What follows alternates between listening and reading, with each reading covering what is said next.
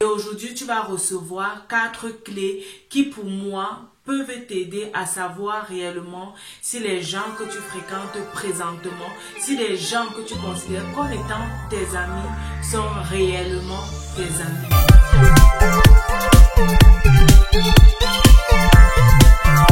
Salut, bienvenue à quelques minutes d'encouragement. Si tu regardes cette chaîne aujourd'hui, c'est parce que tu as décidé de sortir de ta zone de confort pour te positionner comme le sel et la lumière du monde. Et je suis là pour t'aider et te donner les éléments en fait qui t'aideront à effectivement être la lumière de ce monde. Je suis Myriam et je suis ravie de savoir que tu prennes de ton temps pour regarder cette vidéo aujourd'hui. Aujourd'hui, dans quelques minutes d'encouragement, je vais attirer ton attention sur les personnes qui t'entourent, sur les personnes avec qui tu passes la plupart de ton temps, sur les personnes que tu côtoies. Je vais te parler en fait de ces personnes et te donner 4 clés qui vont te permettre de savoir si les gens que tu fréquentes sont des vrais amis pour toi. Si les gens que tu fréquentes, tu peux les considérer comme tes amis et aussi qui vont te permettre de savoir si tu es également l'ami des autres personnes. Qu'est-ce que la Bible te dit? La Bible te dit, heureux l'homme qui ne marche pas selon le conseil des méchants. La Bible t'encourage même à ne pas prendre plaisir à t'associer avec des gens méchants, avec des gens qui ne craignent pas Dieu, avec des gens en fait qui t'encouragent à faire du mal et qui te conduisent vers les chemins malhonnêtes. Et aujourd'hui, tu vas recevoir 4 clés qui pour moi peuvent t'aider à savoir réellement si les gens que tu fréquentes présentement, si les gens que tu considères comme étant tes amis sont réellement tes amis. La première clé, je vais te dire que les vrais amis, les bonnes personnes avec qui tu dois passer du temps, avec qui tu dois t'associer, ne parlent pas en mal des autres personnes. Rassure-toi, celui qui vient aujourd'hui te parler en mal d'une autre personne parlera aussi en mal de toi à une autre personne. À une autre personne peut-être que tu connais ou alors à une autre personne que tu ne connais pas. Parfois, on se dit que venir parler en mal de quelqu'un, c'est parce qu'on veut aider la personne, on veut chercher une solution avec une autre personne pour le problème de cette personne. Bon, disons, imaginons, tu as un ami qui s'appelle Jean et Jean a un caractère qui pour toi est un défaut.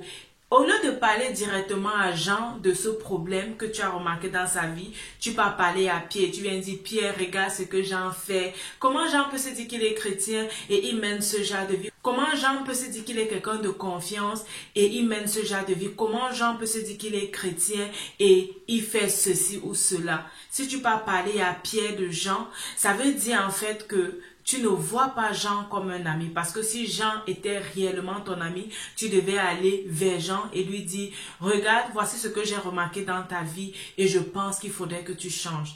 Si tu es entouré des gens qui viennent toujours te parler en mal des autres, sous prétexte qu'ils voudraient que tu pries pour cette personne, sous prétexte qu'ils voudraient que tu sois épargné de ce genre de vie que ces autres personnes mènent, je vais te dire de faire vraiment attention à cette personne. Parce que la personne qui te parle aujourd'hui en mal d'une autre personne va parler en mal de toi à une autre personne. Et certainement, cette chose pourra te revenir dans ton oreille ou alors tu pourras ne jamais être au courant de cela. Donc, retiens que si tu veux avoir de bons amis, recherche ceux qui ne parlent pas en mal des autres. La deuxième clé que tu peux utiliser pour savoir si quelqu'un est réellement ton ami de tous les jours avec qui tu peux faire tout, tu peux t'éclater, tu peux t'exposer, tu peux te présenter tel que tu es. Le véritable ami se réjouit de tes exploits. Le véritable ami, en fait, il t'encourage, il voit ce que tu es en train de faire parce que oui, vous êtes ensemble tout le temps, tu te confies à lui et il voit ce que tu fais.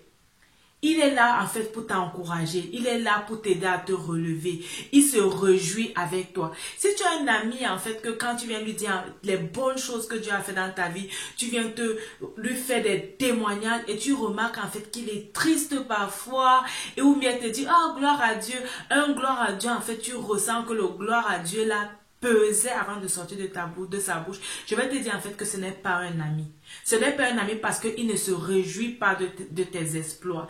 Il ne bénit pas Dieu pour ce que Dieu est en train de faire dans ta vie. Au contraire même, il t'envie.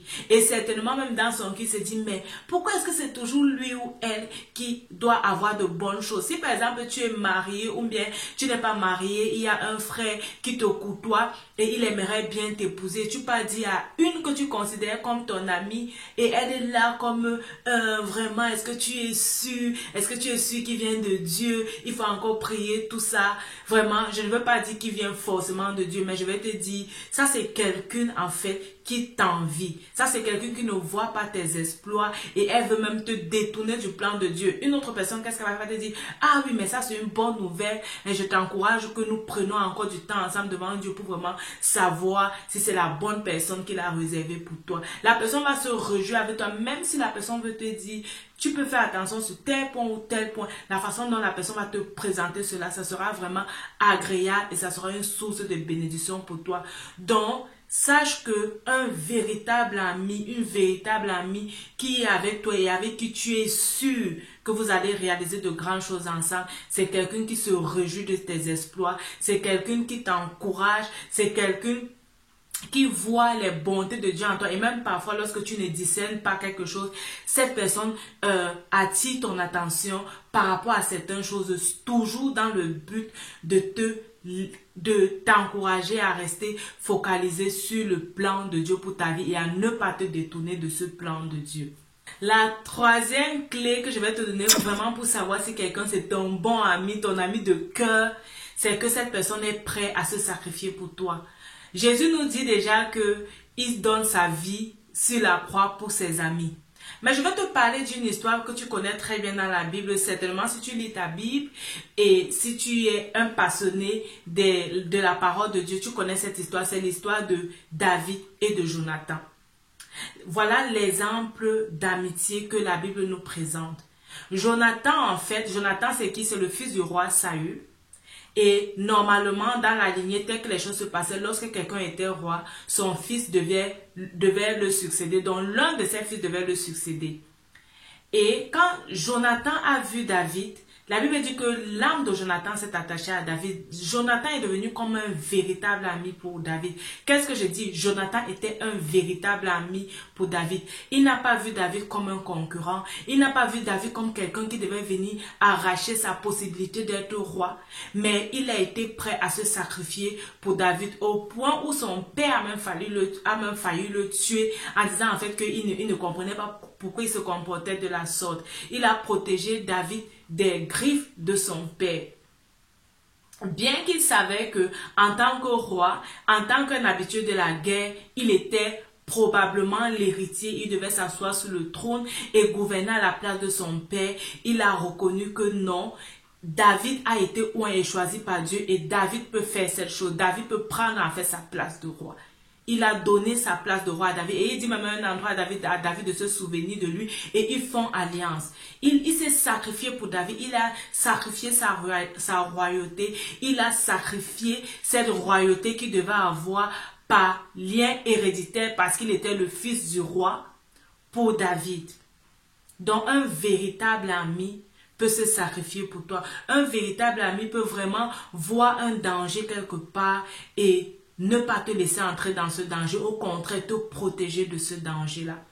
Un véritable ami, lorsqu'il connaît que Dieu a mis en toi une notion particulière, peut-être pour être un leader, il ne se positionne pas lui comme le leader, comme étant le leader. Il reconnaît cet appel de Dieu en toi et il te donne la place de leader. C'est ça un véritable ami. Et je souhaite que tu trouves des véritables amis. Je souhaite que tu sois entouré de bonnes personnes. La quatrième clé que je vais partager avec toi, je vais te dire, un véritable ami ne soupçonne pas le mal. La Bible nous dit en fait que l'amour ne soupçonne pas le mal.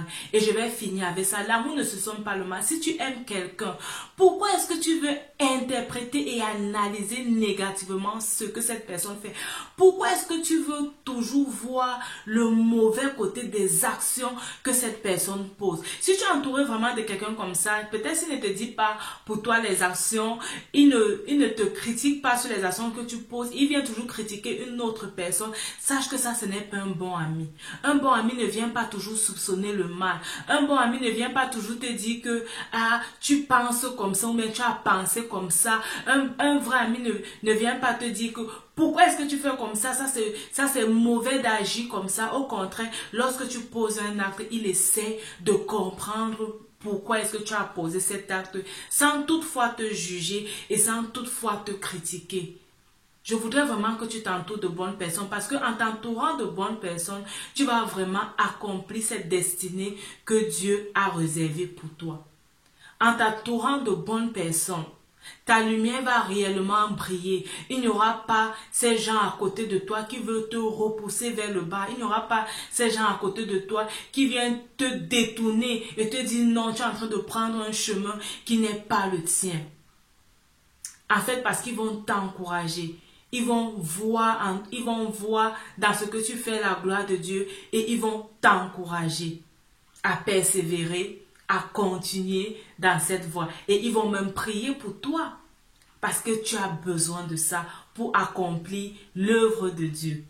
J'ai partagé avec toi les 4 clés qui pour moi sont très nécessaires et très importantes pour savoir si quelqu'un est réellement un ami, si quelqu'un est véritablement ton ami, si tu peux considérer quelqu'un comme ton ami. Je ne sais pas. Est-ce que toi aussi tu es un ami? Est-ce que tu es un ami pour d'autres personnes? Tu as écouté les 4 critères que j'ai présentés. Est-ce que tu te vois comme un ami pour d'autres personnes? Dis-moi en commentaire si tu es réellement un ami ou alors si tu as véritablement les amis. Alors rappelle-toi, ta vie c'est un don de Dieu et la façon dont tu la vis, c'est un don que tu fais à Dieu. Que Dieu te bénisse. N'oublie pas de t'abonner et de partager la vidéo. À la prochaine. Bye bye.